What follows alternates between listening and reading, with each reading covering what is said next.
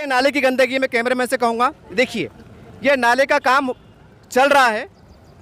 ये देखिए आप मेरे पीछे रास्ता। ऐसी स्थिति में अगर कोई टू व्हीलर या फोर व्हीलर अगर बचाने के लिए अगर ज़रा सा उसका बैलेंस आउट होगा तो सीधा नाले में जाएगा। और बारिश का महीना चल रहा है और बारिश के मौसम में ये नाला पूरा फुल बहता है।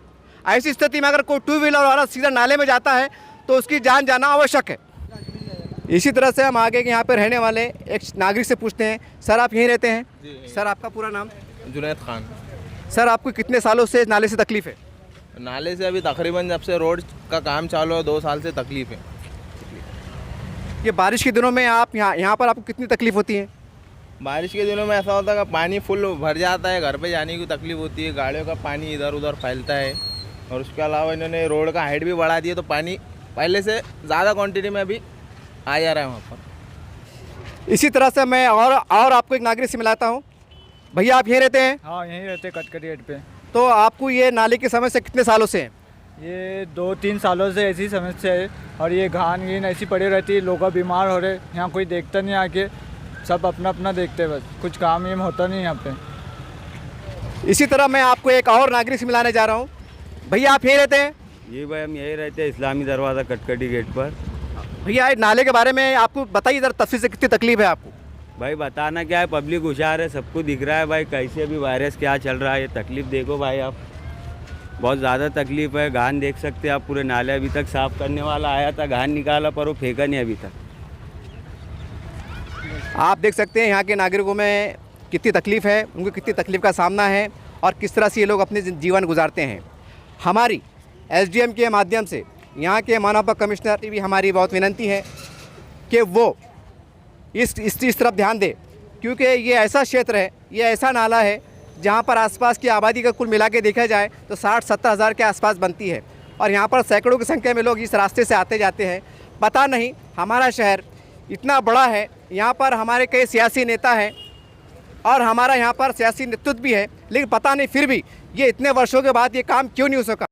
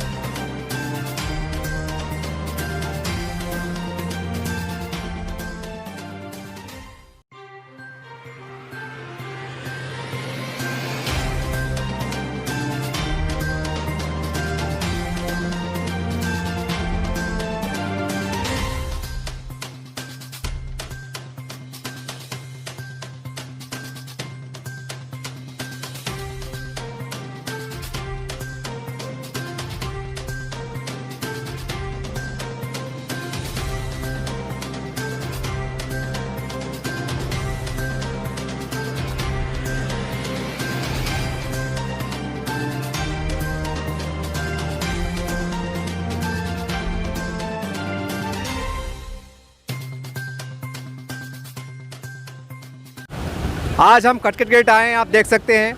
इससे पहले हमने एसडीएम के माध्यम से प्रशासन को ध्यान दिलाया था कि यहाँ पर कितनी गंदगी है, कितनी घान है और यहाँ पुल की कितनी खस्ता हालत है।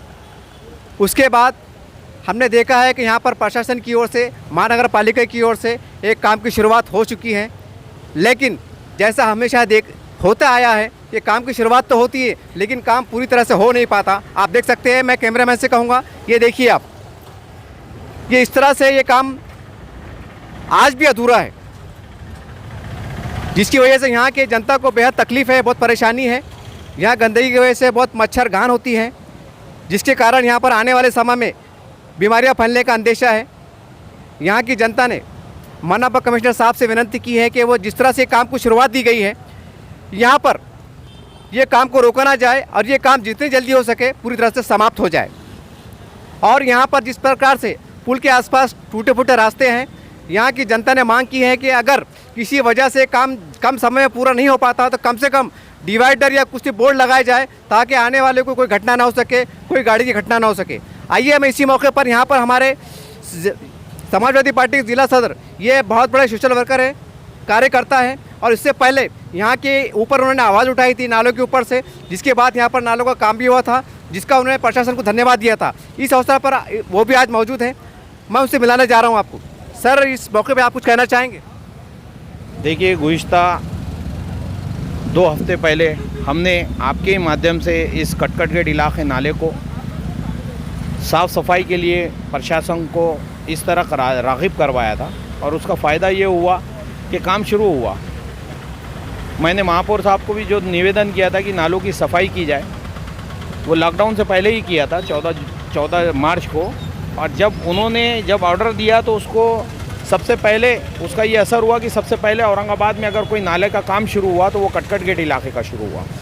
इसी तरह इस गेट की एक तारीख़ है, ये हमारे आबा व अजदाद की जो है तो ये हमारी निशानियाँ हैं। इसके लिए हम क्या कर सकते हैं, अभी ये कोशिश कर रहे हैं। ये गंदगी के जो पड़ी है इससे इसकी खूबसूरती मुतासिर हो रही है, और ये लोग जो ये साइड से जो रोड निकाला गया है इसकी बग़ैर प्लानिंग किए हुए ये रोड आज ये गेट को दबा दे रहा है।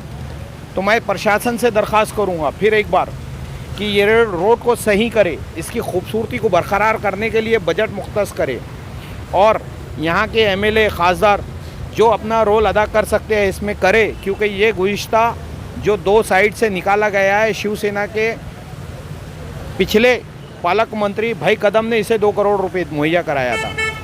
जब ये निधि सिर्फ 50 लाख रुपए यूज़ हुई और उसके बाद वो निधि भी नहीं आई है, तो यहाँ के अवामी जो नुमाइंदे थे उन्होंने इस बात को नज़रअंदाज किया और वो निधि को यूज़ करने में वो प्रशासन के साथ में खड़े नहीं रहे।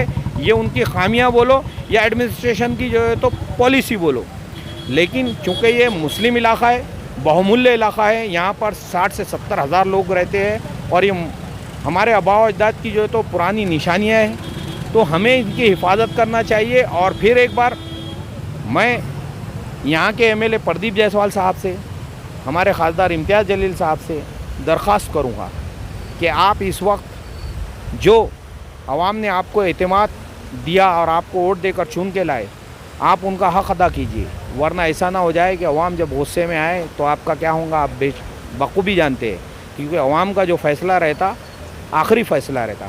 तो आपके पास वक्त है, बराए मेहरबानी आप आए, इस मुस्लिम इलाके को और इस एरिए को खूबसूरत बनाने के लिए आप क्या कर सकते हैं ये देखिए। ये गंदगी जो बह रही है, ये जो नज़ारा आप देख रहे हैं गंदे पानी का, इससे लोगों की सेहत को बहुत ख़तरा है। ये इससे जो स्मेल और इससे जो बदबू उठ रही है, यहाँ के आजू बाजू के इलाके लोगों को यहाँ पर पीला हो रहा है, यहाँ पर उनको टाइफाइड हो रहा है, उनको हैज़ा हो रहा है, बहुत सारी बीमारियाँ सिर्फ ये गंदगी की वजह से। तो ये गंदगी को ज़्यादा से ज़्यादा दूर करे और इसको जल्द से जल्द इस रोड को पाए तकमील तक पहुँचाए, क्योंकि दोनों बाजू से रोड अधूरा है और यहाँ का पूरा काम तकरीबन 2 साल से रुका हुआ है। तो ये तकरीबन 4 से 5 साल का वक्फा बीत चुका। इस पुल को साइड से बना के, ये मट्टी का पुल कहलाता, शहर की पूरी मट्टी का पुल यहाँ पर इसको कहते हैं लोग, कि यहाँ शहर की पूरी मट्टी लाकर डाल दी गई और इसको कंप्लीट नहीं किया गया। सर, मेरा एक सवाल आपसे ये है कि जैसा हमने देखा है कि ये काम में कछुए की चाल की तरह चल रहा है और पता नहीं यहाँ पर ये काम में, हालांकि बहुत बड़ा काम नहीं है, करोड़ों अरबों रुपए काम साइड में हो जा रहे साहब। औरंगाबाद के अतराफ में करोड़ों अरबों रुपए काम हो जा रहे, मगर पता नहीं कि जैसा आपने हमें जानकारी दी और हमें इससे भी इसकी हमें भी जानकारी थी कि कदम साहब ने, जो शिवसेना के पालक मंत्री थे, उन्होंने यहाँ 2 करोड़ रुपये सेंक्शन दिया था। अब पता नहीं कि हमारी क़यादत की कौन सी ऐसी कमी थी या कौन सी कमज़ोरी थी कि उस टाइम अगर थोड़ा आगे बढ़कर, थोड़ा दिलजोई के साथ, थोड़ी हिकमत अमली के साथ अगर काम कर लेते तो ये काम बहुत अच्छा हो सकता था। लेकिन मैं, क्योंकि आप एक समाजवादी पार्टी के एक ज़िम्मेदार शख्स हैं, शहर सदर हैं, तो अगर ये काम अगर सही सीमा में, सही समय में, कम समय में अगर नहीं हो पाता है तो समाजवादी पार्टी की इसमें क्या भूमिका रहेंगी? देखिए, हम आने वाला जो तो वक्त है, इंशाल्लाह समाजवादी पार्टी इसके लिए हमारे मुख्यमंत्री साहब उद्धव ठाकरे जी से नुमाइंदगी करेंगे। हम जाकर हमारे जो तो यहाँ के जो पालक मंत्री है उनको कहेंगे कि ये डीपीडीसी से हमको ये फंड्स मुहैया कराए वापस।